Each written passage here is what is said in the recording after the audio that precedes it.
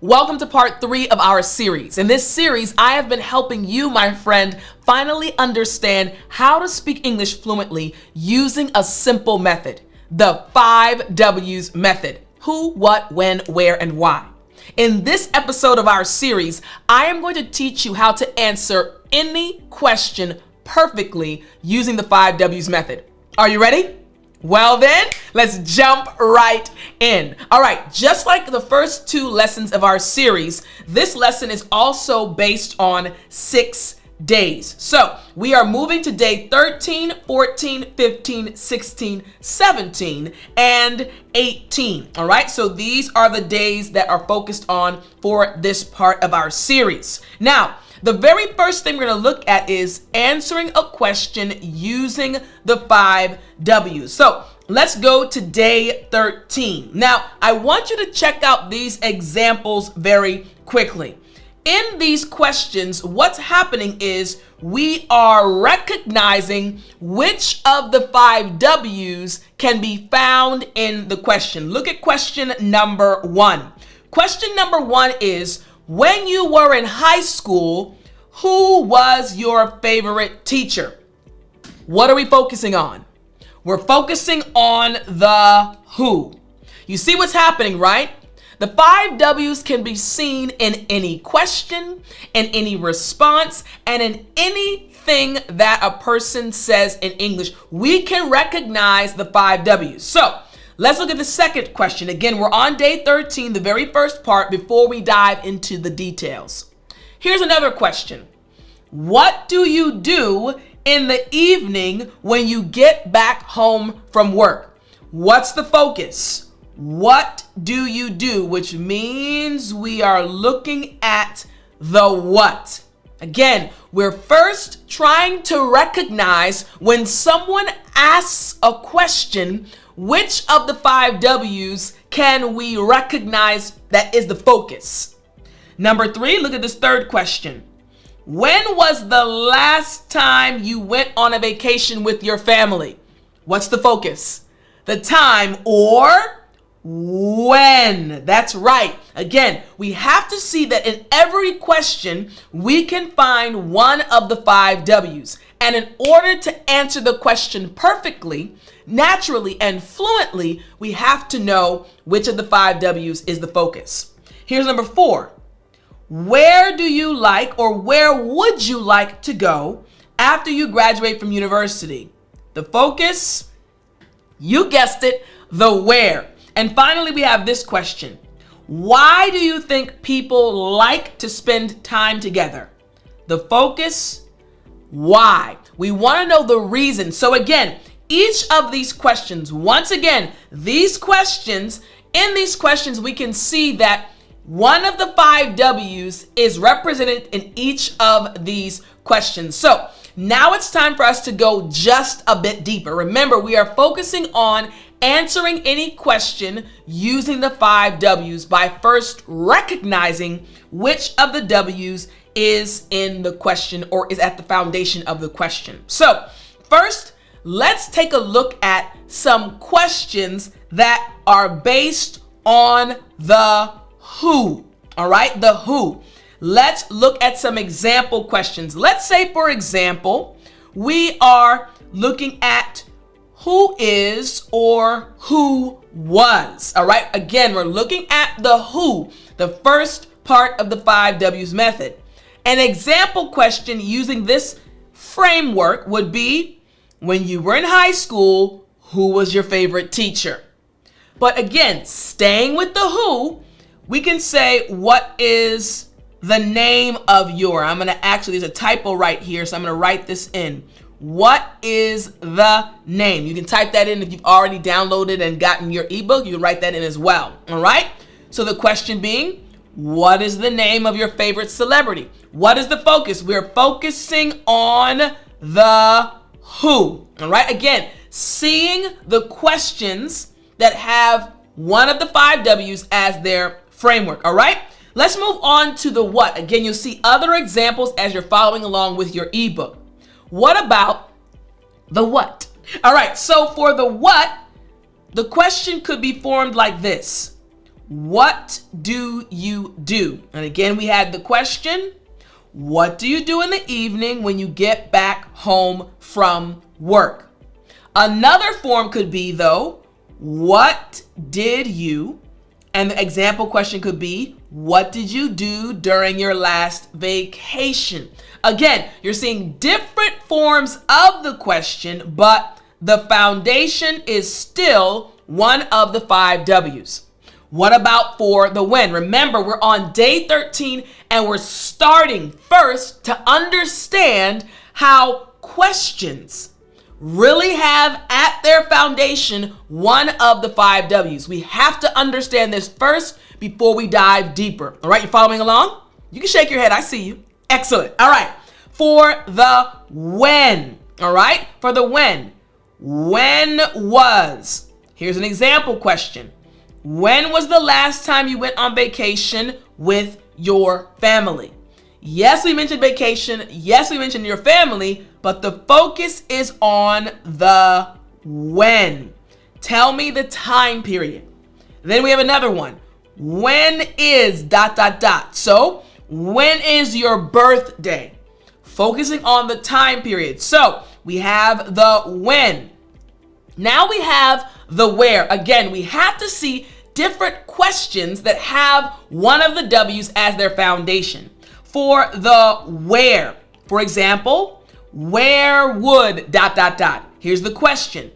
Where would you like to go after you graduate from university? Yes, in the question we can see there's university, graduating from university, but the focus is where. So once again, where would you like to go after you graduate from university? We're focusing on a location, all right?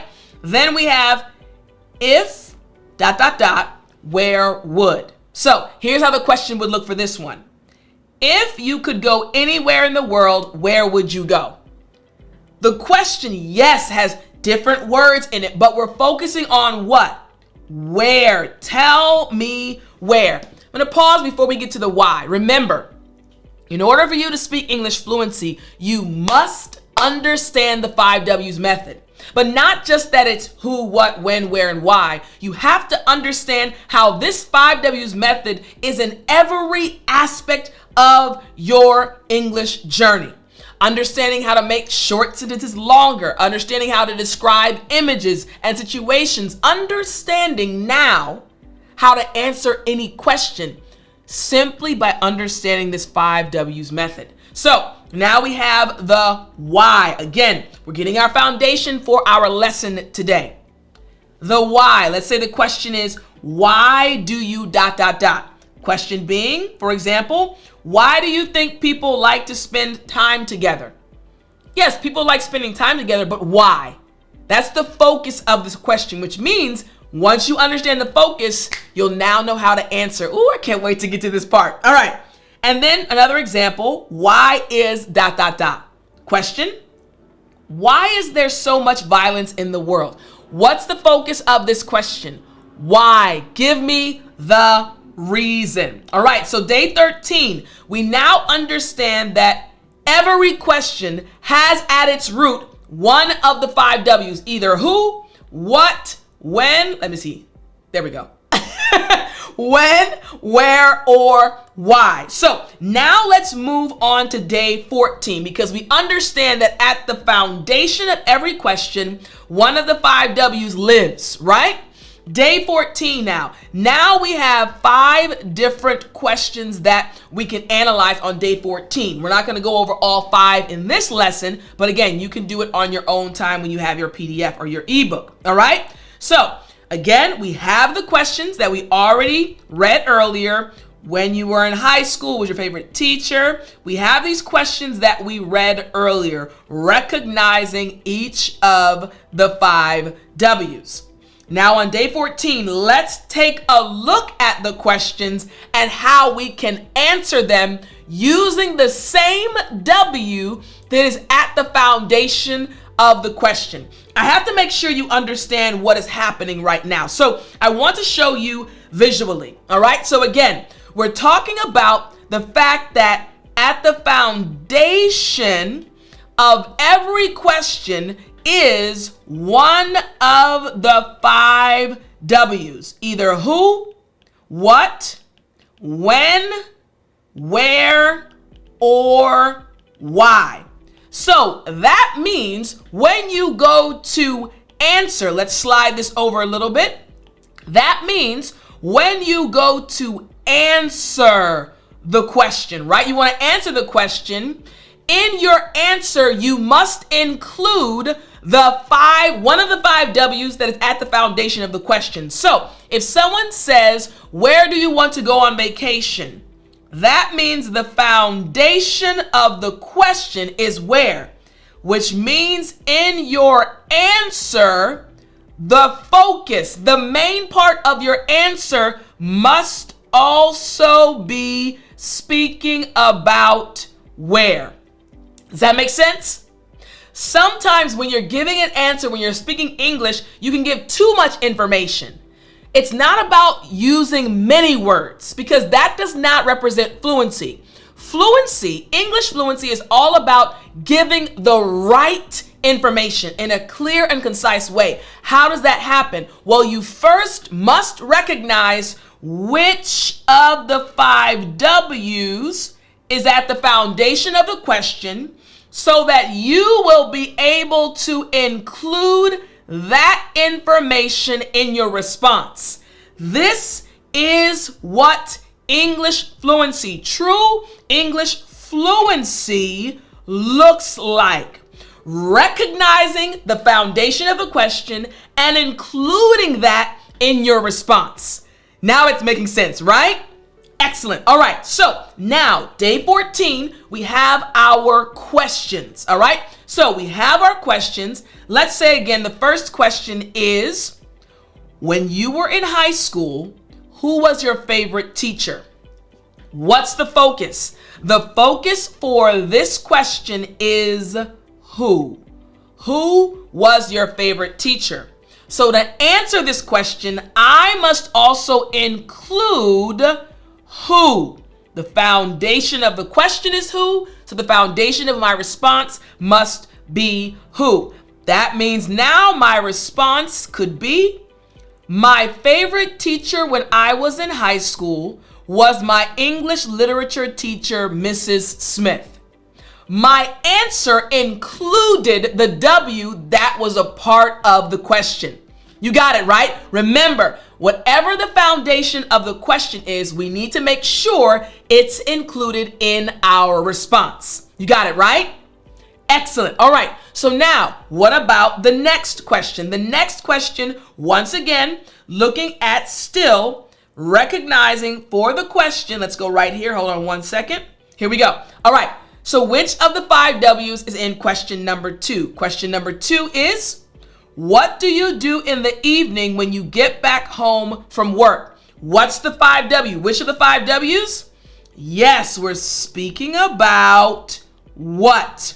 What do you do? The first one was who. Now we have what. So the response needs to include what I did. Excellent. When I get back home from work, I usually eat a snack and watch television. I'm telling you what I do. Why? Because you asked me in the question what I do. Makes sense, right? Again, recognizing which of the 5 W's is in the question will help you answer properly, including that W in your answer. We're talking about speaking English fluently, my friend. Listen, I want you to no longer experience any stress, any frustration. Part of this removal of frustration, removal of stress is simply understanding the 5 W's method. Who, what, when, where, and why. When someone asks you a question, you don't have to be nervous anymore. Just stop. All right. They asked me a question. Which of the 5 W's do they really want to know? They want to know where I want to go. Okay, cool. Even if they've used a multitude of words, you know which of the 5 W's they are focusing on. This is why it's so important. All right. So again, day 14, recognizing in the question which of the 5 W's so that you can answer with the W. All right. So now let's move to day 15. Again, there are other questions on day 14, but I'll let you study those on your own. Day 15 also includes we have 5 questions, all right? 5 questions. Our 5 questions, I'll read the questions. We have, what is the name of your favorite celebrity? What do you do during your last, or what did you do during your last vacation? When is your birthday? If you could go anywhere in the world, where would you go? And why is there so much violence in the world? Once again, these questions are all focused on one of the 5 W's for each of them.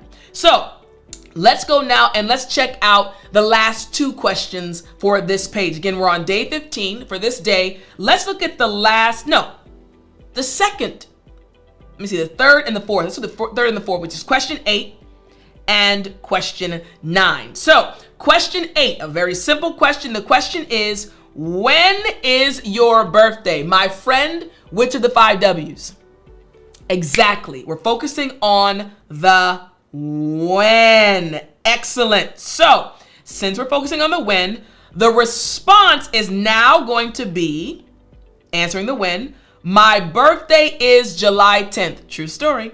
So we've answered the when. Remember, when you can recognize which of the 5 W's is a part of the question, you'll be able to answer that W in your response. All right? Now looking at question number 9. Again, we're still on day 14. So question number 9, we have, if you could go anywhere in the world, where would you go? What is the focus? Which of the 5 W's we are looking at?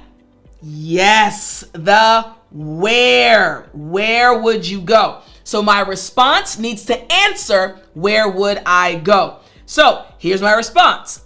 If I could go anywhere in the world, I would go to Brazil. I have answered the where. Remember, your response needs to include information about the W that was a part of the question. It's making sense now, right? It seems almost too easy, but this is exactly what you have to do. So again, we're answering the question by recognizing which part of the question is related to which of certain parts or a certain W. Here we go. All right, so now we are back. So now let's go to day 17. Day 17, all right? Day 17, again, we have a series of questions, and we're going to recognize which of the W's is connected to the question. So I'll quickly read the questions. Who would you want to be if you could be born again? What are you going to do this weekend? When will you receive your package? Where is the best place to go on a date? And why did you go to the bank? Simple questions, but what's happening? We are able to recognize which of the W's are the basis or is the basis for each of the questions. So let's look at 2 of the questions. I'm going to go to, again, we're on day 17. Let's look at the last 2 questions. So let's look at question number 19 and question number 20. All right. Again, you can always practice on your own time after this lesson is over. So question number 19. Where is the best place to go on a date? What are we focusing on? Yes, where. So where is the best place? So our response, the best place to go on a date is the park downtown. I answered the W, the where. The park downtown. What about question number 20? Question number 20. Why did you go to the bank? What is the question we're focusing on? Yes, the why. Give me the reason. So our answer must include the reason or why. Excellent. I went to the bank because I needed to deposit some money. I have answered the why. Okay? So you're seeing again what's happening when you recognize what's at the foundation of the question, which of the 5 W's. Now, on day 18, we have your review day. Now, you're looking at this with me right now. I want to show you this and see it even larger. Look how many questions and responses. There are a total of 20 questions and responses that you can review, helping you recognize which of the 5 W's are at the foundation, right? It's at the foundation of each question so that you can practice. Listen to me. I'm telling you, the more you practice, the easier it will become for you to recognize the W in a question that someone is asking you. You'll have more confidence. When you're able to recognize the W in the question, when you're able to see, man, this simple 5 W's method, oh yeah, baby, it works. I'm telling you, the confidence is gonna be out of this world. You are gonna feel more confident. You're gonna be able to understand and not be stressed. The person may ask you a complex, complicated question with lots of words, but the moment you recognize, this is the main idea, this is what they really want to know, you can answer no matter how complicated the question is. I want you to be confident. And again, part of speaking English fluently is being able to recognize what someone is really asking you. So on day 18, you're going to be able to review the example questions and the example answers and then give your own answers as well. My friend, I hope you enjoyed this lesson. I can't wait until the next part of our series. It's just going to get better. Remember, this series is all about helping you speak English fluently using the simple 5 W's method. I can't wait to talk to you in our next lesson. Until then, remember to speak English.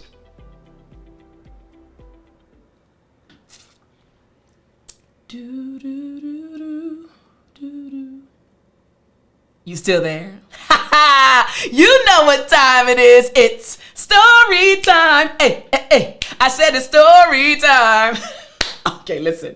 I feel like this month I've just been telling you so many funny stories. Here's another funny story. Again, another story that brings and puts a smile on my face and makes me chuckle every time I think about it. So, I was in Korea for about 10 years. I was an English teacher and I loved it. Hence why I still teach English now, and you can tell it's written all over my face. I absolutely love it, right? So at this time, I had been in Korea for I think about a year, and I was teaching adults and children. And this semester, this term, I had been given a class with little people. It was my first time teaching kids that were about 6, I think they were 5, 6, no, they were 6 and 7, maybe around 8, 6 to 8 years old, right? Cute kids. I've always loved kids. Usually I had classes with adults, but this term, they needed me to teach a class with kids. And they were like, Tiff, here's the thing. You're not going to have a Korean teacher in there with you. Now, normally as a foreigner living in Korea, they would put another Korean teacher when you're working with children, because sometimes kids, you can't just speak to them in a language they're learning. You need to also speak to them in their mother language to help them understand. But I said, don't worry, I'll go in the classroom. Now, I didn't speak Korean fluently at this time. I knew a little bit, certain words. I knew how to say, hey, calm down or pay attention, but I didn't know Korean really well. I couldn't speak really well. I couldn't speak in full sentences. So anyway, I said, don't worry, I can manage the class. We'll take care of it. The kids weren't bad. They were kids. They weren't bad, but they were very playful. So this one day, I don't know if I was stressed.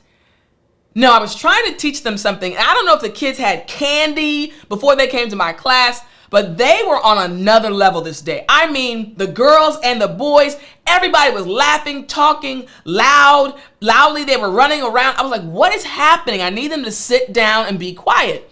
So I asked them to calm down. They weren't listening. I said, guys, I need you to sit down. We have a lesson. So I was getting frustrated. I was getting flustered. So they were still talking. I said very loudly, I said, shut your mouths. And I said it just like that. And there was immediate silence. Immediately. I said, oh, okay. Then I heard one of the little girls say, ooh, teacher told us to shut up. I said, no, I didn't. I said, I did not say shut up.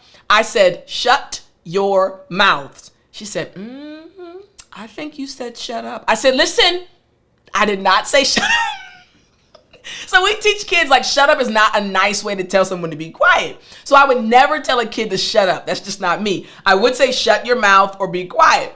So I said, no, I said shut your mouth. So I had to teach them the difference between shut your mouth and shut up. But I can still see, she was adorable. I can still see that little girl's face. I think you said shut up, teacher. I said, no, I didn't. I did not want these kids going home telling their parents, my English teacher told me to shut up today. I said, no, no, no, no. So I had to tell them, guys, I did not say that. But I always laugh, and I had to keep my composure when she said that because I didn't want to laugh and then make them think it was funny. I said, no, guys, it's not what happened. Sometimes kids misunderstand things, and that is a moment I will never forget. I didn't say shut up. I said, shut your mouth. All right, maybe you had an experience where kids have misunderstood you. I will talk to you in the next lesson. Don't miss part 4 of our series.